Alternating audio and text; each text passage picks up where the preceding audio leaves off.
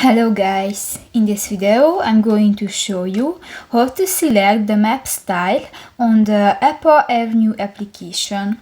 But first of all, I just want to mention, please don't forget to subscribe to our channel, because at 100,000 subscribers we are going to show you our YouTube revenue statistics and growth strategy, how to make money online.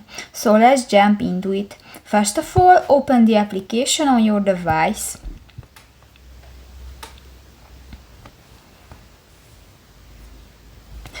Tap to the map section next to the places button at the bottom of the page. And you go to the layer icon at the lower right corner of the screen. In the map style section you can find two options, the monitors or the counters. And just select for the counters option and just click to the next circle.